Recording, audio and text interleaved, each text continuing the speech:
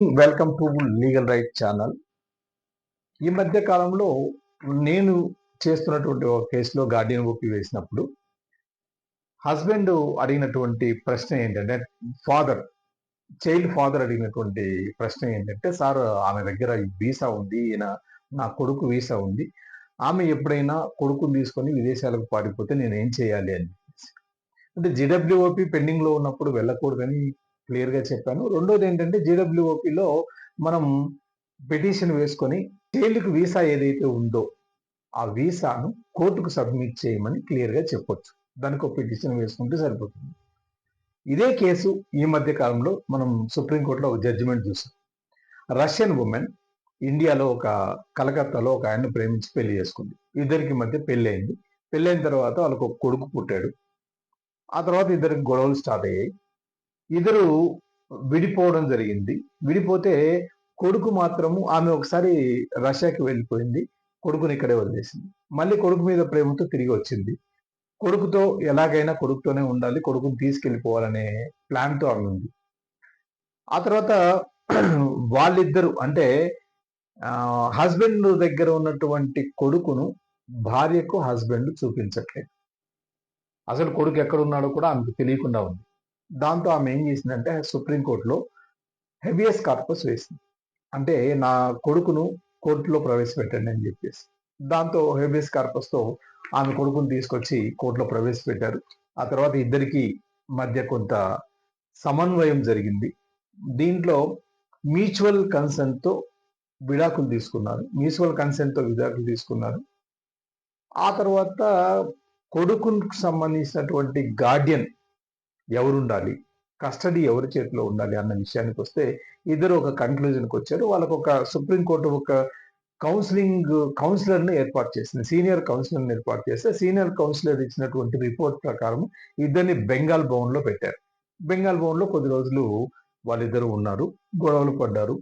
బెంగాల్ భవన్‌లో ఇద్దరు కొట్టుకోవడం కూడా జరిగింది. కాన్ఫ్లిక్ట్ ఇద్దరి మధ్య వాయిలెంట్ కాన్ఫ్లిక్ట్ జరగడంతో కోర్టు కల్పించుకొని ఇద్దరిని ప్రైవేట్ హోమ్‌కి వెళ్ళిపోండి అని చెప్పింది. ఎవరెవరు ప్రైవేట్ హోమ్‌లో ఉండమని చెప్పింది. ప్రైవేట్ హోమ్‌లో ఉన్నారు. బాబునేమో డాన్ బోస్కో స్కూల్లో వేశారు. బాబుకు ఫుట్బాల్ కూడా పెట్టడం జరిగింది.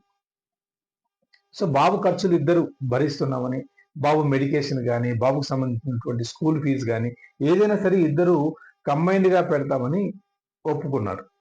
తర్వాత ఈ మధ్యలో ఆమె వీసా పోయింది. వీసా టైం పీరియడ్ అయిపోయింది. టైం పీరియడ్ అయిపోతే ఆ వీసాను కోర్టే ఎక్స్టెండ్ చేసింది. అంటే ఈ మ్యాటర్ ఏదైతే కస్టడీ కేసు సుప్రీంకోర్టులో ఉందో ఆ కేసు తేలినంత వరకు ఆమె ఇండియాలోనే ఉండడానికి అవకాశాన్ని ఇచ్చింది. ఆమె ఇండియాలో ఉంటూ ఈ కస్టడీ కేసు ఏదైతే కొనసాగుతుందో అది 31/7/2025 పోస్టింగ్ అయింది. అంటే జూలై 31వ తేదీన పోస్టింగ్ అయింది. జూలై 31వ తేదీ పోస్టింగ్ అయితే ఈ మధ్య కాలంలో ఆమె చేసినటువంటి పని ఏంటంటే పిల్లవాడి పాస్పోర్టు సుప్రీంకోర్టు తీసుకుంది. ఆమె పాస్పోర్ట్‌ను ఎక్స్టెండ్ చేసింది. కానీ కొంత ఎంబసీతో ఈమె టైఅప్ అయిపోయి ఎంబసీకి కొంత డబ్బులిచ్చి, బ్రైబ్ ఇచ్చి ఈమె ఏం చేసిందంటే నేపాల్ నుంచి నేరుగా ఆమె రష్యా చెక్కేసింది. దాంతో సుప్రీంకోర్టు చాలా సీరియస్ అయింది. ఢిల్లీ పోలీసులను తీవ్రంగా విమర్శించింది. సుప్రీంకోర్టు చెప్పినటువంటిది ఏంటంటే sheer negligence of Delhi police. ఇది చాలా ప్రమాదకరమైనటువంటి అంశం ఢిల్లీ పోలీసులు చేసింది. చాలా ఘోరమైనటువంటి అంశం. Supreme court on Russian women fleeing to Moscow with child amid custody dispute with husband తో కస్టడీ డిస్ప్యూట్ ఉన్నప్పటికీ ఆమె పారిపోతుంటే పోలీసులు ఏం చేశారు అనే దాని మీద ఒక ఆర్డర్ ఇచ్చింది. అందరికీ సుప్రీంకోర్టు ఒక ఆర్డర్ ఇస్తూ అందరినీ అలర్ట్ చేసింది.